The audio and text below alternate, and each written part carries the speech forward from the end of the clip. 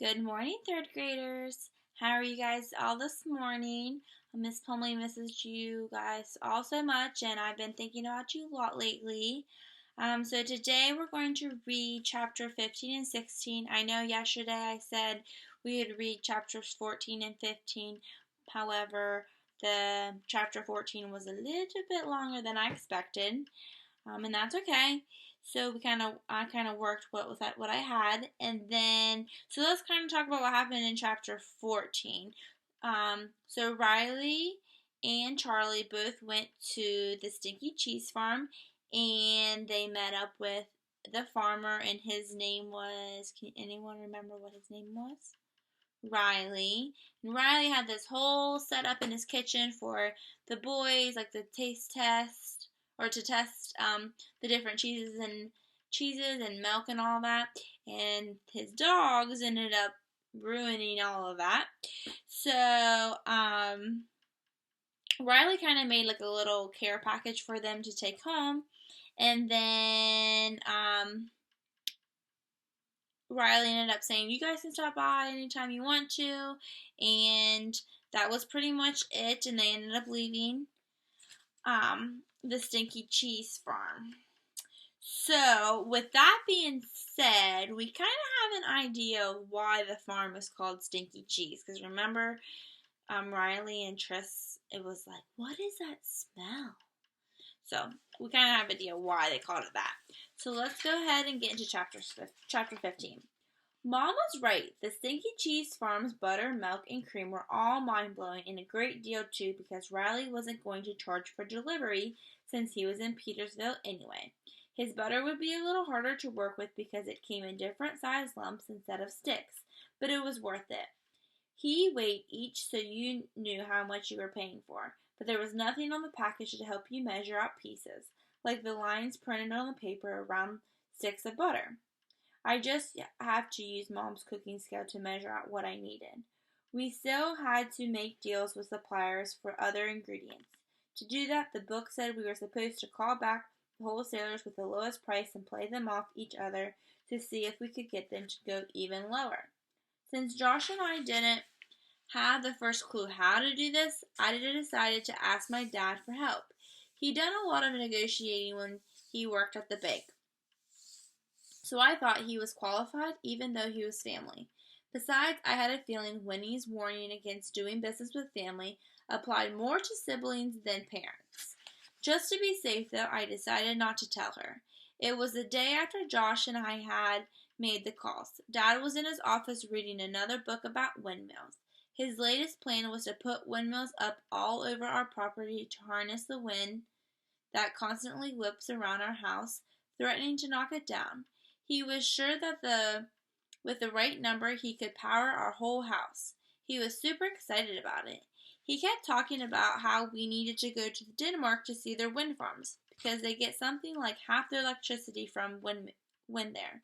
I was terrified that this was the one project he'd actually stick with.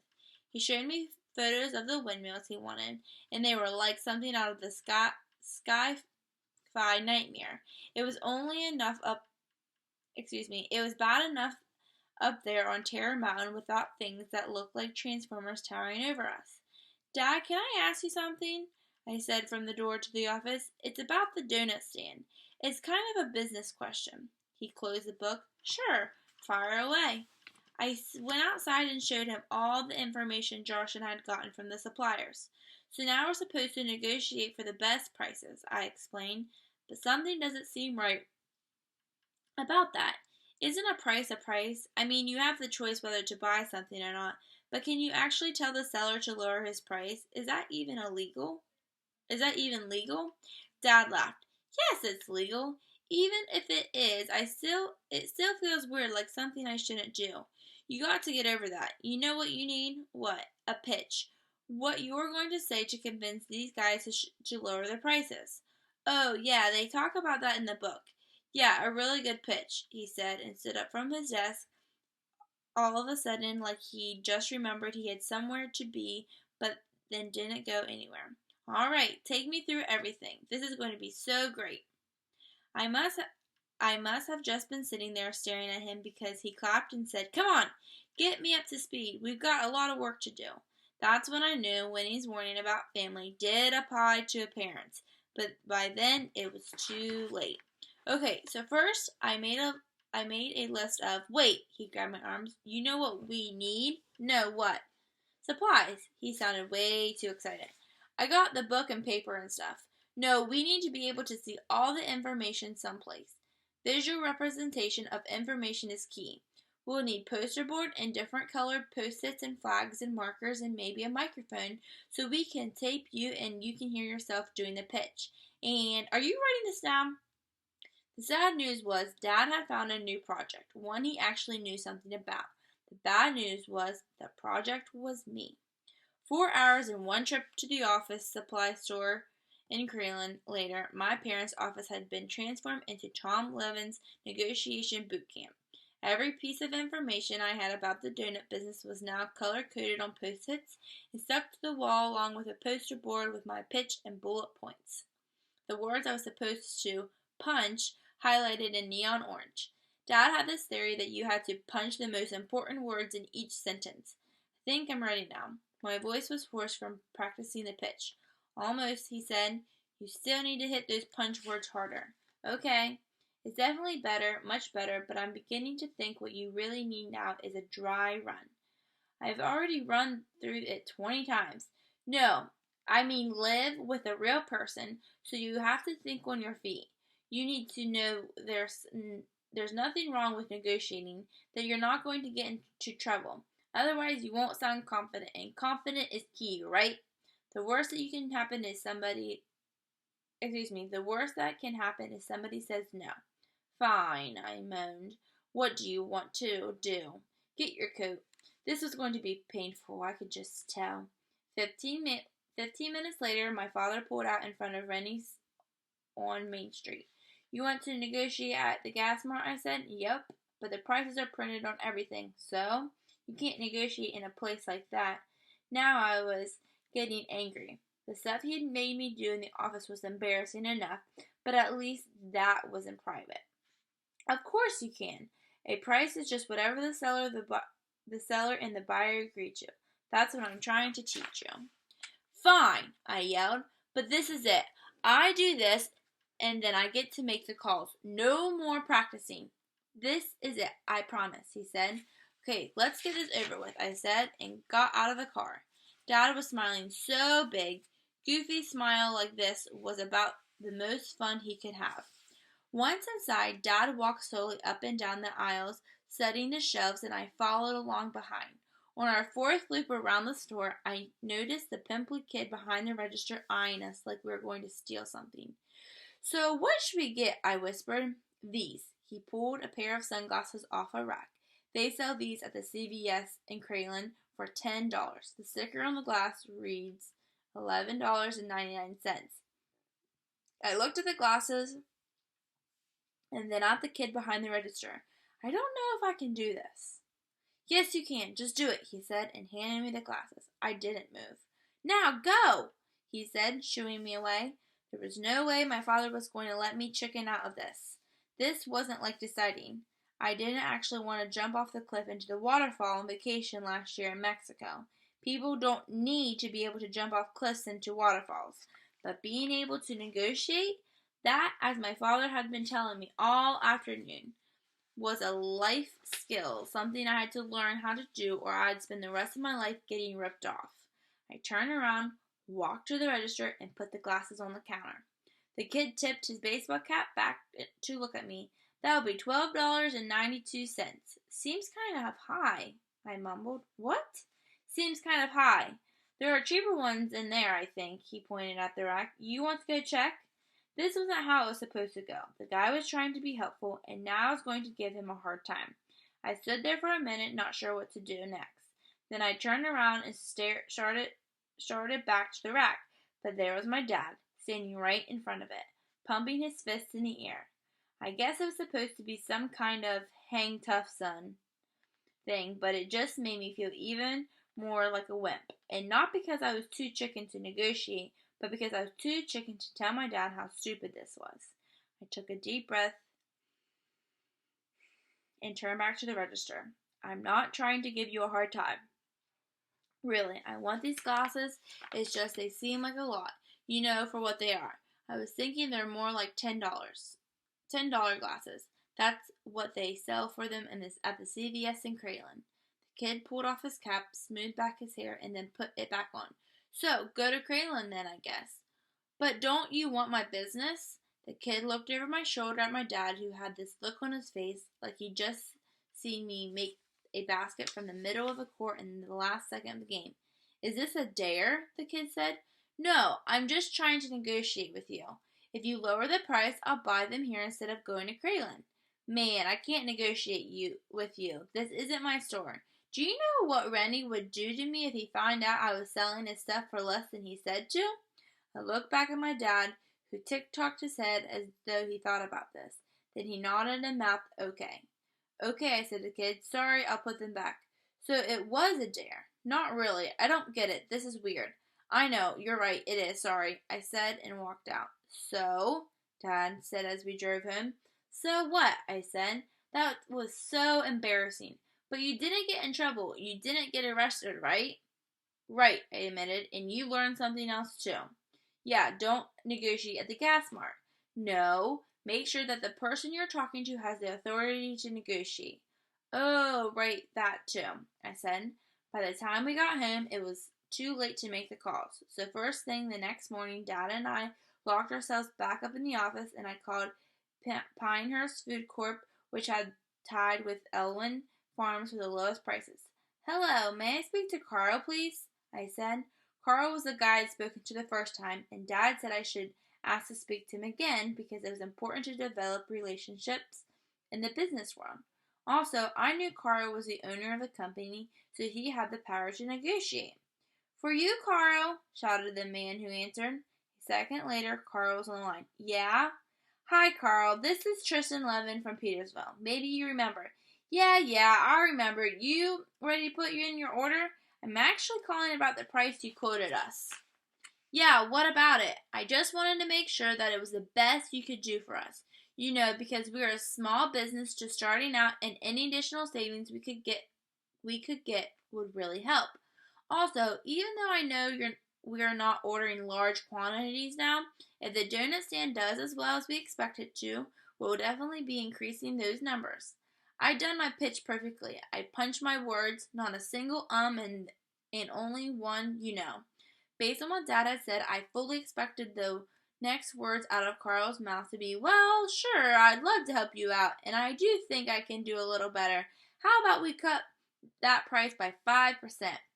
But that's not what happened. What? Carl said. I repeated my pitch word for word, a little louder this time, wondering if maybe Carl's hearing was going. Turns out Carl hears just fine. Let me get this straight. You want me to make my profit and pass it on to you? Is that right? Is that what I'm hearing?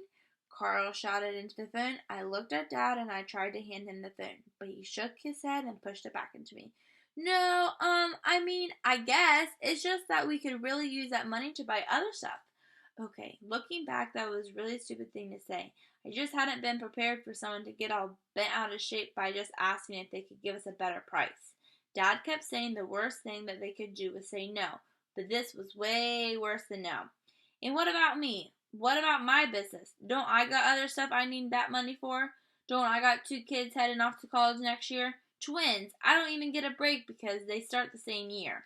I'm so sorry. I really didn't mean to offend you. I just thought that since Elwyn Farms quoted us the same price, you might want the chance to underbid them. That's extortion. That's what it is. What? No, that's not what I meant. I turned to my father and whispered, What's extortion? Dad chuckled and I put my hand over his mouth. No. I know exactly what you're doing, Carl said. Please, can I just explain? No, you want to do business with that slim bucket over Elwyn. You go right ahead. The 2 of you deserve each other. He growled and then hung up. Thanks a lot, I said to my father. Yeah, well, some people don't like you to negotiate. They take it personally. And wasn't this a piece of information you have shared with me before I made the call? Nah, this was way more fun, he said, grinning. Besides, it's all part of the learning process. I knew getting you guys to do these projects was a great idea. I never miss school so much. Alright, so I'm going to go ahead and read on chapter 16. I don't know what Carl was talking about. Abe, the guy at the Elwyn farm, wasn't a slim bucket at all. Although he didn't lower his prices, he did throw in free delivery because the delivery guy passed through Petersville anyway. He even said he thought the donut stand was a smart idea, and I'm pretty sure he meant it even though I was a customer. And starting your own business for dummies says you should always say things to make your customers happy, even if they're not true. Once Josh and I had finalized the budget, I biked it over to Winnie, along with some molten chocolate cake to sweeten the deal. It took almost 2 hours and 3 molten chocolate cakes later, but in the end, she settled for 7% of the profit per donut. I knew Dad would have been impressed since I talked her down from 20. The book says you should always get everything in writing, so I told her I'd type something up on the computer at home and bring it back for her to sign the next day. Why, wait, what if you get home and decide I don't even deserve the measles 7%? Oh no, Slick.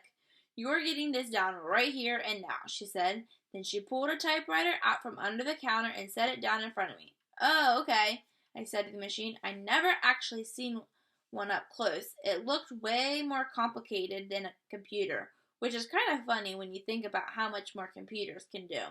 Winnie slid a sheet of paper into the machine, then rolled it into a place with what looked like a metal rolling pin, all set. Each time I hit a key, I watched one of the little metal arms swing up and smash its letter into the ink ribbon. After a couple of words, I accidentally punched an A instead of an S and asked Winnie how you delete. You don't, she said. But what happens is if you made a mistake? But what happens if you make a mistake? Don't. Too late, I said. Didn't people make mistakes back when they used typewriters? The newer models had correction keys, but this one is from way back when people took enough time to be careful and just do things once. Well, I live in a time when we do things fast and sloppy and have to do them over and over again. So what am I supposed to do? No need to get all snippy, Slick. Just exit out and start again, and this time don't make any mistakes. Know what happens when someone tells you not to make mistakes? That's right. It took me almost 10 tries before I got it right, where right meant my own name had a typo. Congratulations, Winnie said. Now we need another one. What? Both parties need an original. Doesn't your book say that? Unfortunately, it did. Can you type the second one? Oh, fine. I turned the typewriter around and handed her the agreement. So let's see. She squinted at the paper, then at the typewriter keys. First word, agreement. A. There it is, A. She punched the key, then squinted back at the paper. Yep, A. Okay, what's next? G. G. She didn't make a single mistake, but she took even longer than I had. When we finally had 2 agreements, and we each signed both of them, Winnie pulled some cards from her pocket and handed them to me. Don't screw it up or sell it to Martha Stewart.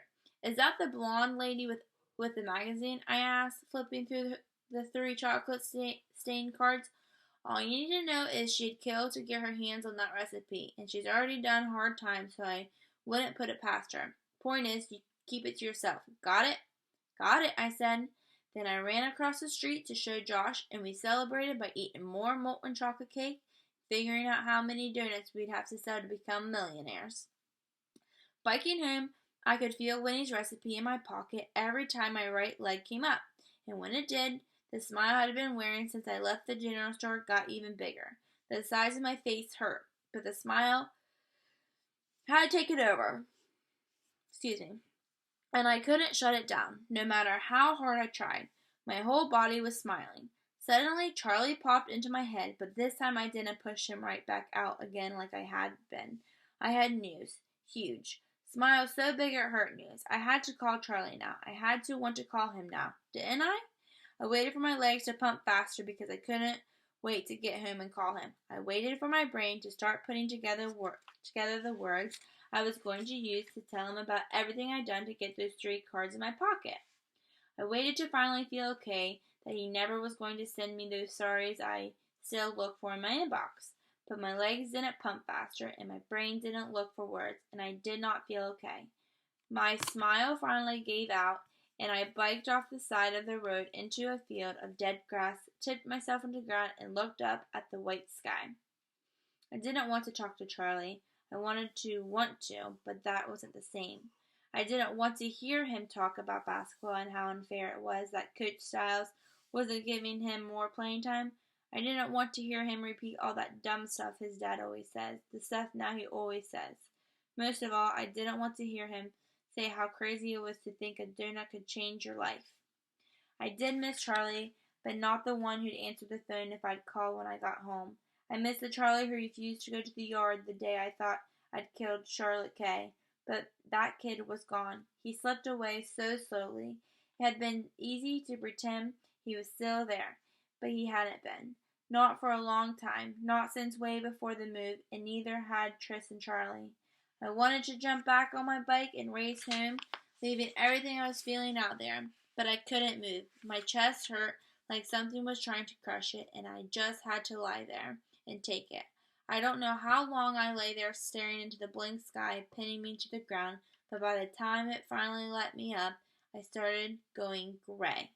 Alrighty, so that is the end of chapter 16. It looks like we don't have very many chapters left.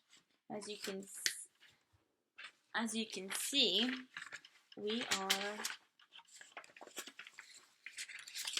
are this far through the book and we have this much left. So, tomorrow I will see you guys and I will read some more chapters. I hope you guys have a great day and I really, really hope it starts to warm up because this cold is no fun to be outside in. So I hope you guys have a great day and I will see you tomorrow. Bye.